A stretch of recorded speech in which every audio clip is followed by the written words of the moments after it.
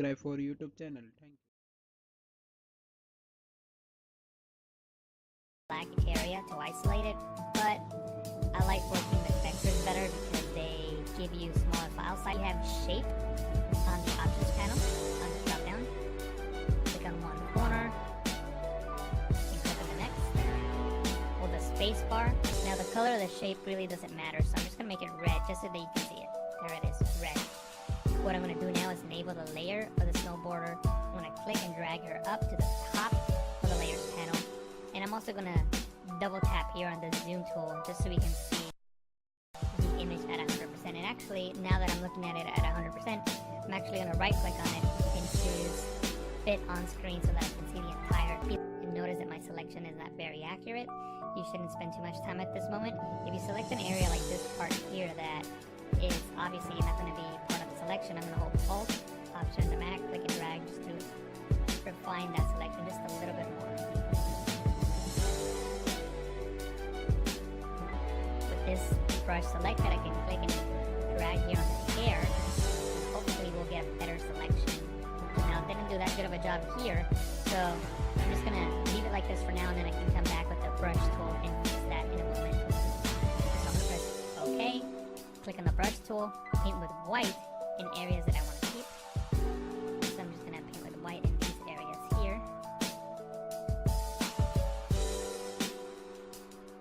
And I know I'm selecting some of the sky, but that's okay. I'm going to get rid of that by pressing X on the keyboard, which swaps the foreground and background color. So with black, I'm going to paint on that layer mask to get rid of the sky here.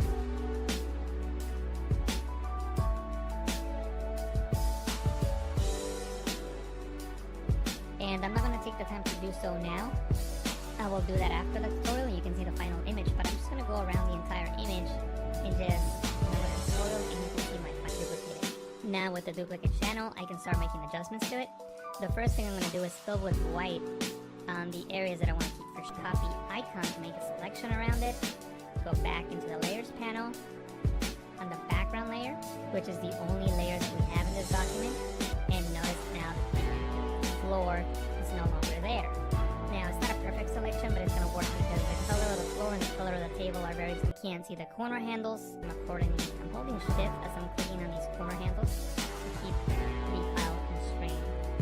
The angle is not really matching my seam, so I'm going to right click on it and choose flip horizontal. And from here I can match the scene a little bit better. And I can even distort it if I want to. Maybe right click on it and choose distort just to get a better perspective of the scene that we're working with. Maybe something like this. Right click, fit the screen. Then I'm going to press V on the keyboard to get the move tool, and maybe I can move it around if I need to.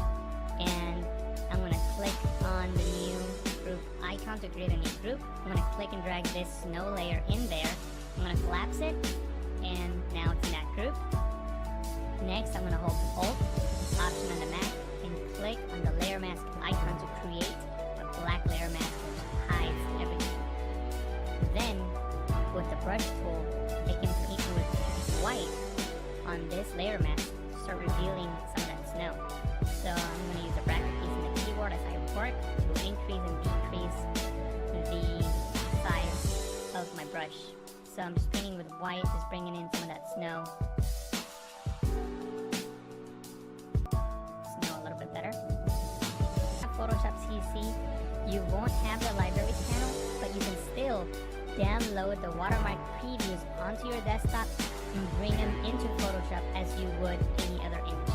So what I'm going to do now is just select one of these elements and bring it over to the file that I'm working with. So I'm going to click on the lasso tool, and I'm going to select this element first. So I'm going to select it, go to edit and copy, or you can press Ctrl C.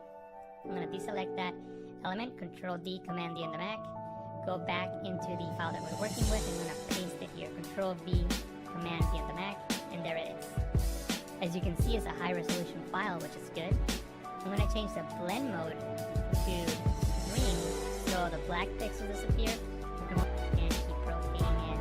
So maybe something like this. And I can, scale it more more if I need to, or rotate it more if I need to. So whatever distortions I need to do for it to work. So maybe something like that. So I just press enter to accept that transformation. And I'm going to use one more element. I'm going to use this one right down here. Again, Control C, copy, and paste that in here. Change the blend mode to screen. Control T to transform. That's Command T in the Mac. Control 0. Command 0 in the Mac. And scale this one in as well. And I'm going to zoom in. And here.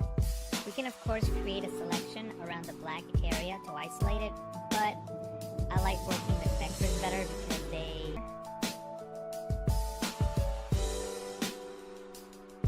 and I know I'm selecting some of the sky, but that's okay. I'm going to get rid of that by pressing X on the keyboard, which swaps the foreground and background color. So with black, I'm going to paint on that layer mask to get rid of the sky here.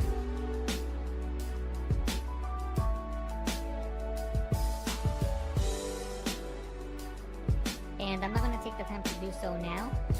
I will do that after the tutorial and you can see the final image, but I'm just going to go around the entire image and just make sure that everything is masked out accordingly. And in most of these areas, everything seems to be okay. I know we got to work on this area here. And like I said, I'll do that from the tutorial and you can see my final result. But for now, we'll just leave it as is. I'm going to press Z on the keyboard, right click, and choose Fit to Screen. And what we're going to work on now is extra elements that are going to help our composite look much more realistic and much more interesting. So from the Adobe stock library, I downloaded 2 elements we're going to use. We're going to use this shovel with snow, so let me just double click on that to open that up. And by the way, the links to these files are on the description. You have to download them from Adobe stock. They're not free, but you can use a watermark preview to practice on. So I would recommend you doing that just so that you can have a way to practice and learn. So the first thing I got to do is get rid of the shovel. Then I can hold Shift and Backspace, or you can go into Edit, Fill to bring up the Fill menu. Under Contents, choose Content Aware and press OK. And Photoshop will fill in those pixels and make the shovel disappear. I'm going to press Ctrl D, Command D on the Mac to deselect. And this is what we're going to work with. The first thing that we need to do is mask out the snow from the ground. So I'm going to go into the Channels panel, and I'm going to look for the channel that's got the most contrast. In this case, the blue channel. I'm going to click and drag on the blue channel and drop it here in the new channel icon, duplicate it. Now with the duplicate channel, I can start making adjustments to it. The first thing I'm going to do is fill with white on the areas that I want to keep fresh. Copy icon to make a selection around it. Go back into the Layers panel. On the background layer, which is the only layer that we have in this document, and notice now the floor is no longer there. Now it's not a perfect selection, but it's going to work because the color of the floor and the color of the table are very similar colors, and I think we're going to be able to get away with it. So what I'm going to do is I'm just going to simply click on the layer, select the Move tool, click and drag the layer over onto the other file by hovering over the tab and coming down and releasing. There's our file. It's a really big layer, so we're going to need to scale it down. Control T, Command T on the Mac to transform. We can't see the corner handles, so I'm going to press Control 0, Command 0 on the Mac. There's the corner handles, and now I'm going to adjust them accordingly.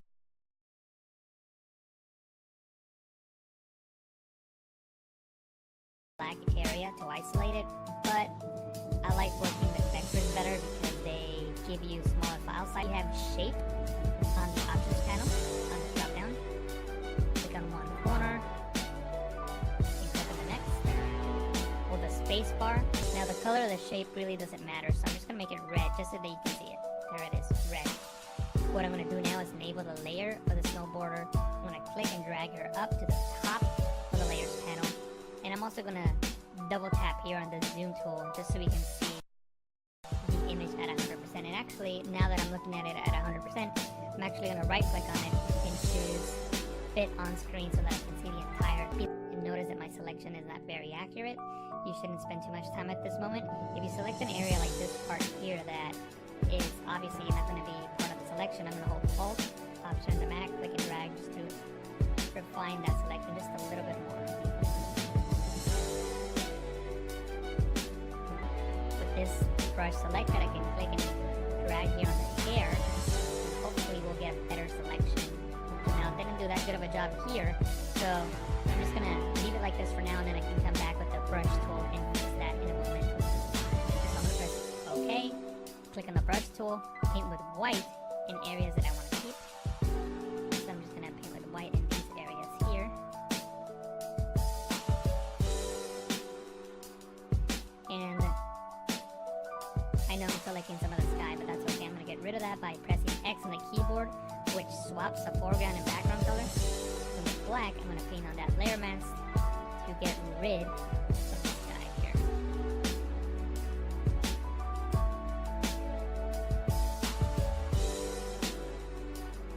And I'm not gonna take the time to do so now. I will do that after the tutorial and you can see the final image, but I'm just gonna go around the entire image and just go to the tutorial and you can see my duplicated. Now with the duplicate channel, I can start making adjustments to it.